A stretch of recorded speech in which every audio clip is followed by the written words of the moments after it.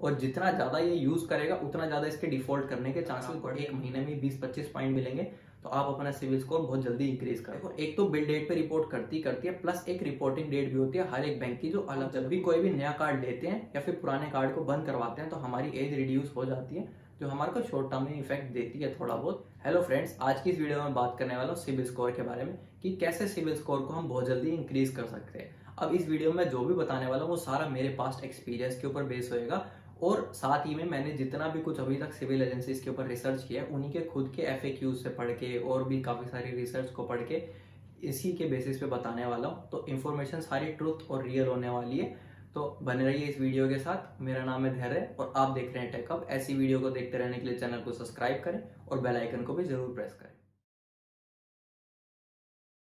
तो सबसे पहले बात करते हैं कि सिविल स्कोर क्या होता है। अब जो सिविल स्कोर होता है वो एक रिस्क कैलकुलेटिंग स्कोर होता है कि बैंक को हमारे को लोन देने में कितना रिस्क होगा। यानी कि जितना हाई स्कोर होगा उतना बैंक के लिए कम रिस्क, जितना कम स्कोर रहेगा उतना बैंक के लिए ज्यादा रिस्क। तो अब सिविल स्कोर बना किन चीजों से है? सिविल स्कोर 5 मेजर फैक्टर से बना है। तो सिविल स्कोर का 35% हिस्सा पेमेंट हिस्ट्री से बना होता है, जो इसका सबसे इंपॉर्टेंट फैक्टर है। अब इसका सबसे इंपॉर्टेंट फैक्टर इस वजह से है क्योंकि अगर हम मान लो हम पेमेंट वापस करते ही नहीं, जितना भी हमने क्रेडिट लिया है वो हम रिटर्न करते ही नहीं है, पेमेंट डिफॉल्ट करते हैं, तो ऑटोमेटिकली बैंक के लिए रिस्क तो बढ़ ही जाएगा कि भाई वो पेमेंट करेगा ही नहीं तो फिर क्या फायदा है उसको लोन देके। तो इस वजह से हमारा सिविल स्कोर इसके अंदर रिड्यूस हो जाता है सबसे ज्यादा। तो अब पेमेंट हिस्ट्री के अंदर हमारे को सबसे ज्यादा अच्छा स्कोर करना है तो हमें क्या क्या करना चाहिए? तो हमारे को सबसे पहला करना चाहिए कि हमें हमेशा पेमेंट फुल करनी चाहिए। जितनी भी पेमेंट आई है, हमारे जितने भी क्रेडिट कार्ड का बिल बना है वो हमेशा पूरा पे करना चाहिए। अब इसके अंदर बहुत ज्यादा इंपॉर्टेंट फैक्टर ये भी आता है कि हम कब पेमेंट पे कर रहे हैं, हमारे बिल हम कब पे कर रहे हैं। अब इसके अंदर जितना भी मैटर होता है ना, वो होता है कि हमने कितना लेट या कितना जल्दी पेमेंट करी। तो मैंने नोटिस किया है कि मैं जब भी बिल डेट के आसपास पे कर देता हूँ, जैसे कि मान लो अगर मेरा बिल 1 तारीख को बनता है, मैं 2-3 तारीख को पे कर देता हूँ, तो सिबिल स्कोर सबसे ज्यादा जल्दी इंक्रीज होता है। और जितना ड्यू डेट के पास जाके मैं पे करता हूँ उतना ज्यादा ही कम स्कोर इंक्रीज होता है। अब सेम है, जैसे हम डिफॉल्ट भी कर देते हैं, जैसे कि मान लो 1-2 दिन लेट पेमेंट करी, तो ऐसा कुछ नहीं है कि हमारा एकदम से स्कोर सारा गिर जाएगा। थोड़ा सा इंपैक्ट पड़ेगा लेकिन बहुत ज्यादा नहीं गिरेगा। अगर हम यही 1 महीने बाद पेमेंट करते हैं तो उसमें बहुत ज्यादा इफेक्ट पड़ेगा। तो पेमेंट हिस्ट्री के अंदर सबसे ज्यादा इंपैक्ट पड़ता है कि कब हम पेमेंट कर रहे हैं।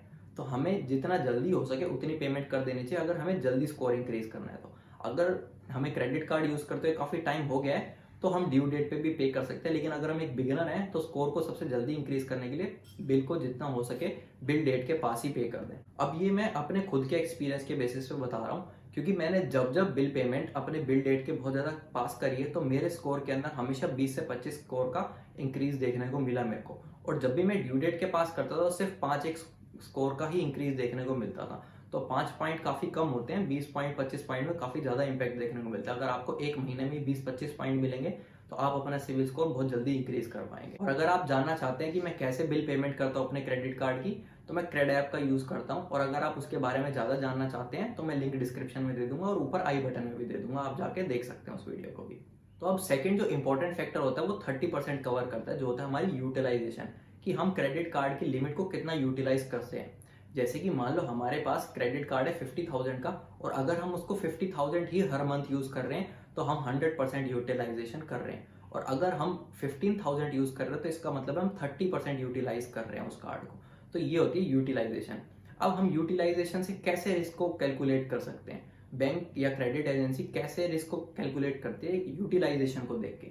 अब इसके अंदर ये रीजन होता है कि जैसे मान लो हम अगर 100% यूटिलाइज कर रहे हैं एक कार्ड को काफी टाइम से, तो उससे क्रेडिट एजेंसीज को ये लगता है कि अगर मान लो इसको और ज्यादा क्रेडिट लिमिट भी दी गई तो ये उसको भी 100% ही यूज करेगा। और जितना ज्यादा ये यूज करेगा उतना ज्यादा इसके डिफॉल्ट करने के चांसेस बढ़ जाएंगे, क्योंकि वो अगर ज्यादा लोन हो गया तो उसको रीपे नहीं कर पाएगा।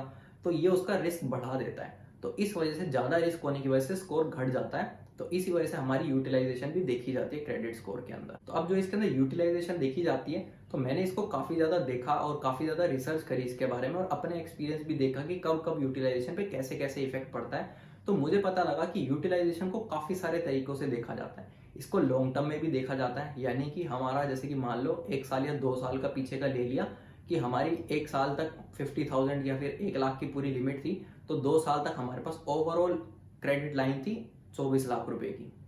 तो अब उस 2 साल के अंदर हमने जितना स्पेंड किया है वो कितनी यूटिलाइजेशन है, वो 20% से कम है या 30% से कम है। तो ऐसे भी चेक किया जाता है और मंथली भी चेक किया जाता है कि हमारी मंथली कितनी थी, कि हम हर मंथ कितना कितना यूटिलाइज कर रहे हैं, किस मंथ में कितने परसेंट यूटिलाइज किया गया था।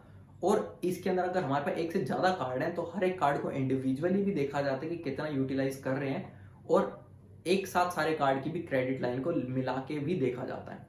तो हमारे को क्रेडिट यूटिलाइजेशन का कैसे यूज़ करना चाहिए, तो क्रेडिट यूटिलाइजेशन का यूज़ करने के लिए हमारे को अपने क्रेडिट को हर क्रेडिट कार्ड पर, अगर हम एक बिगिनर हैं तो 10% से कम रखना चाहिए। अगर हमारे पास 2 कार्ड है तो हमारे को दोनों ही कार्ड का यूज़ करना चाहिए और उन दोनों को ही 10% से कम रखना चाहिए। और अगर हम एक काफ़ी पुराने यूज़र हैं जिसकी क्रेडिट हिस्ट्री लंबी है, तो हम क्रेडिट कार्ड को ज़्यादा भी यूज़ कर सकते हैं, 30% या कभी कभी उससे ज़्यादा भी यूज़ कर सकते हैं, क्योंकि हमारे पास क्रेडिट लिमिट बहुत ज़्यादा है और इतने में हमारा काम चल सकता है इजीली।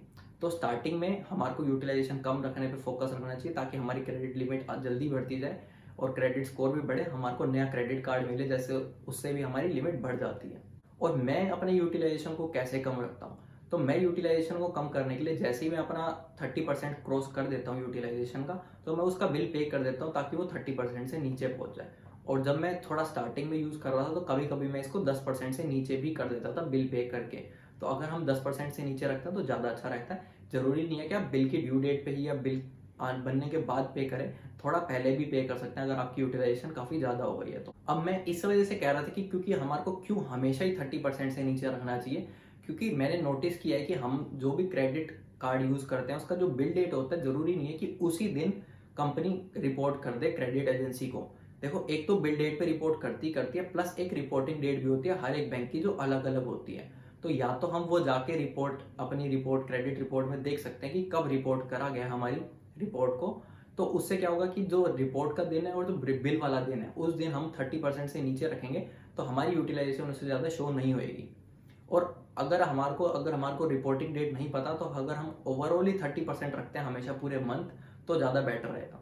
और अगर आपको अपनी रिपोर्टिंग डेट पता है, जैसे कि सपोज करो तुम्हारी बिल डेट है 20 और जो कंपनी है या जो बैंक है वो रिपोर्ट करती है 30 तारीख को, अब वो 30 तारीख को रिपोर्ट करती है, मंथ के लास्ट में रिपोर्ट करती है।